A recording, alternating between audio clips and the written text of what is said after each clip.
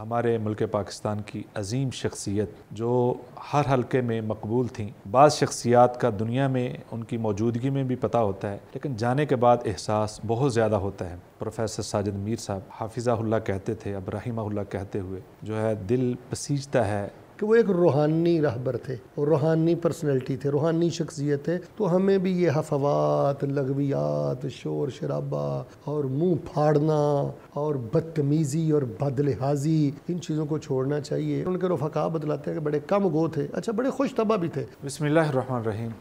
ناظرین محترم، میں ہوں آپ کا میزبان سعید فاروقی، اے بی میڈیا کے پلیٹ فارم سے حاضر خدمت ہیں۔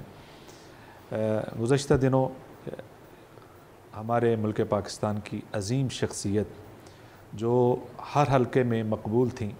بعض شخصیات کا دنیا میں ان کی موجودگی میں بھی پتہ ہوتا ہے، لیکن جانے کے بعد احساس بہت زیادہ ہوتا ہے۔ میری مراد ہمارے پروفیسر سینیٹر پروفیسر ساجد میر صاحب، جن کو حافظہ اللہ کہتے تھے، اب رحمہ اللہ کہتے ہوئے جو ہے دل بسیجتا ہے اور سمجھ نہیں آتی کہ وہ واقعہ ہی ہم سے جدا ہو چکے ہیں۔ ان کی بار بار ان کا چہرہ آنکھوں میں سامنے آتا ہے اور یقین کرنا بھی مشکل ہے، جبکہ اتنا بڑا اجتماع ان کو الوداع کر کے آیا ہے۔ بہرحال یہ اللہ کے فیصلے ہیں۔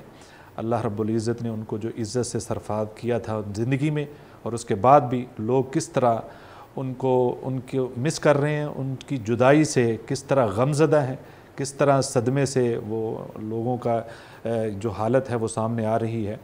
اور بہت ساری ایسی نیکیاں جو ان کی زندگی میں ظاہر نہیں تھی، اب لوگ بتا رہے ہیں۔ بہرحال یہ بھی اللہ رب العزت کی طرف سے عطا کردہ ان کو ایک عزت تھی اور نیکی کا جذبہ تھا اور حسن اخلاق تھا اور محبت تھی جو انہوں نے لوگوں میں بانٹی ہے، اور جب دنیا سے گئے ہیں وہ ساری محبتیں وہ سمیٹی ہیں۔ تو ہم فضیلت مآب جناب عبدالمنان راسخ صاحب سے بھی اس حوالے سے پوچھیں گے، کیونکہ آپ کا تعلق ان سے گہرا رہا ہے۔ آپ کی بہت ساری تصانیف پہ ان کی تقریضات بھی ہیں، بہت ساری ان کے ساتھ ان کی ملاقاتیں بھی ہیں۔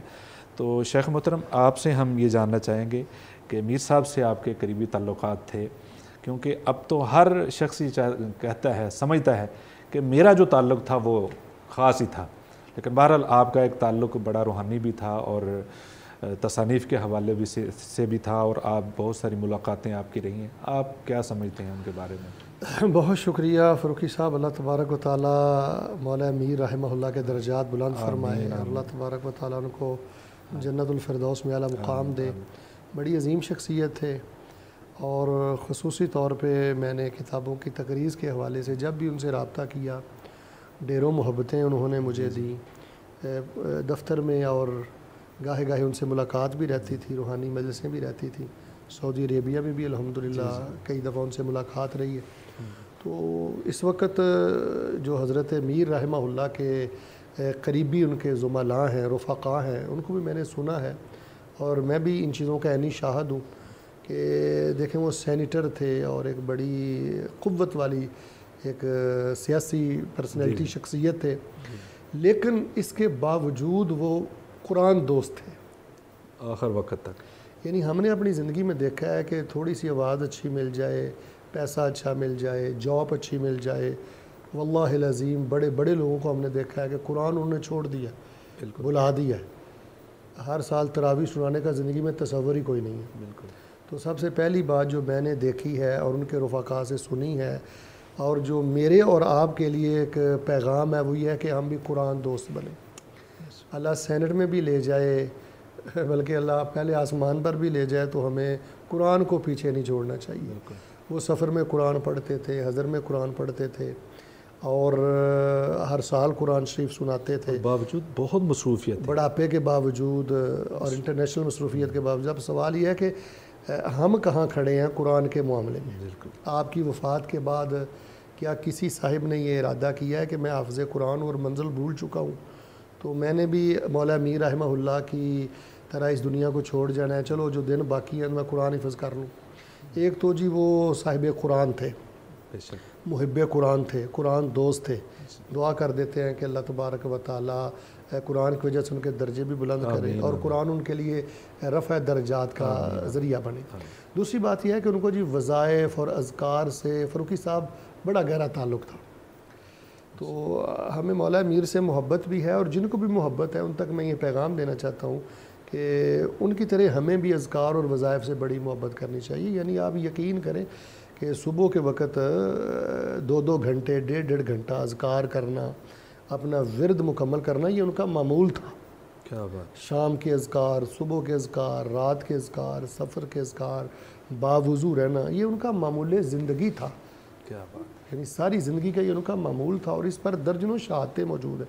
اب سوال یہ ہے کہ ہم آپ سے محبت کا دعویٰ تو کرتے ہیں، جیسے آپ نے کہا ہے کہ اب ہر دوسرا بندہ ان کے ساتھ محبت کا دعوے دار ہے.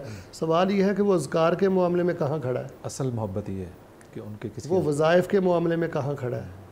کیا ہمیں صبح کے سب اذکار زبانی بات ترجمہ یاد ہیں، پابندی سے ہم پڑھتے ہیں؟ شام کے یاد ہیں، سفر حضر کے یاد ہیں؟ وظائف کے معاملے میں ہم کہاں کھڑے ہیں؟ کون سے زیادہ ہمارا محبوب ذکر اور وظیفہ ہے؟ تو اس حوالے میں ہمیں اپنی غفلت دور کرنی چاہیے. تیسری بات یہ ہے جی کہ ان کو اسماء حسنہ کے ساتھ بڑا گہرا تعلق تھا. اس پر میری ان کے ساتھ ایک خصوصی مجلس بھی ہے جو پیغام ٹی وی میں ایک دفعہ میں نے ریکارڈ بھی کروائی تھی.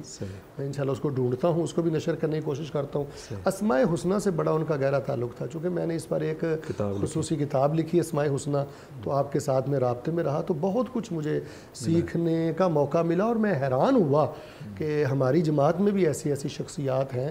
ورنہ آپ یقین کریں کہ آپ 100 افراد اکٹھے کریں مذہبی، ان میں سے آپ کو 90 لوگ ایسے ملیں گے جن کو اسماء حسنہ یاد ہی نہیں ہے. بالکل 99 نام یاد ہی نہیں ہے.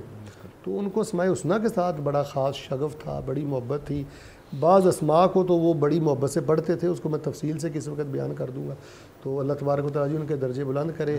اور میرے سارے اس بیان کا خلاصہ یہ ہے کہ وہ ایک روحانی رہبر تھے، روحانی پرسنالٹی تھے، روحانی شخصیت تھے. تو ہمیں بھی یہ حفوات، لغویات، شور شرابہ اور منہ پھاڑنا اور بدتمیزی اور بد لحاظی، ان چیزوں کو چھوڑنا چاہیے. ان کے رفقا بتلاتے ہیں، ہماری تو مجلسیں کم رہی ہیں لیکن ان کے رفقا بتلاتے ہیں کہ بڑے کم گو تھے. اچھا، بڑے خوش طبع بھی تھے، بڑے حاضر دماغ بھی تھے، اور ٹھا کر کے بڑی خوبصورت سی بات کر دیتے تھے جس میں خوش طبعی بھی ہوتی تھی اور بڑی مضبوطی بھی ہوتی تھی. تو اللہ تبارک و تعالیٰ جامع جواب دیتے، اللہ تعالیٰ ان کے درجے بلند کرے. اشعار پر ان کو بڑی دسترس تھی. جس طرح قرآنی آیات میں کہیں کوئی غلطی کا امکان نہیں تھا نا جی، میں نے ان کو دیکھا ہے کہ بر وقت شعر پڑھنا اور پھر پورے ردم کے ساتھ 1 انچ کی اس میں کوئی کمی بیشی نہ آنے دینا، یہ بھی مولا میر پہ اخیر تھی اس معاملے. اس کا میں نہیں شاہد ہوں. ایک دفعہ جامعہ سلفیہ میں ایک پروگرام تھا، تو وہ فلیکس لگی ہوئی تھی، یہ جو ہوتا ہے بینر لگا ہوا تھا.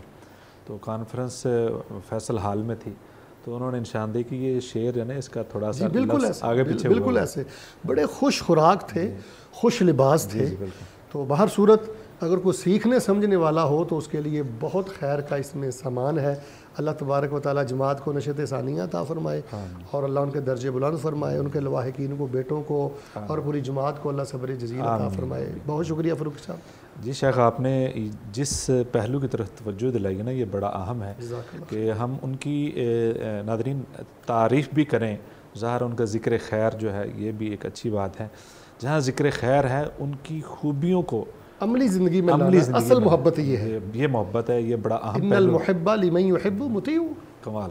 تو یہ اصل محبت ہے کہ اللہ نے اگر ان کو عزت دی ہے تو قرآن کی وجہ سے، کہ جب ان کی وہ ویڈیو وائرل ہوئی کہ جب وہ اس عمر میں مشقت کے ساتھ تراویح پڑھا رہے ہیں، جبکہ انتہا کی مصروفیت ہے، اور لوگ حیران ہوئے کہ اس عمر میں اب تک وہ تراویح پڑھا رہے ہیں، اور آخری عمر تک ان کے سرہانے جو تھا تکیے کے پاس قرآن مجید پڑھا تھا، اور تصاویر میں دیکھا گیا ہے، اور سفر میں بھی، حضر میں بھی قرآن مجید کی تلاوت اکثر وہ کرتے تھے.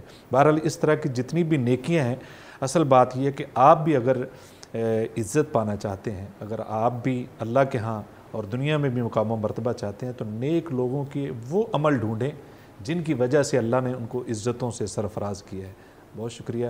اور جتنے ہمارے بڑے، جتنے ہمارے دنیا سے چلے گئے ہیں، ہم ان سب کے لیے دعا گو ہیں. خاص کر میرے محترم کے لیے اللہ پاک ان کے درجات بلند فرمائے.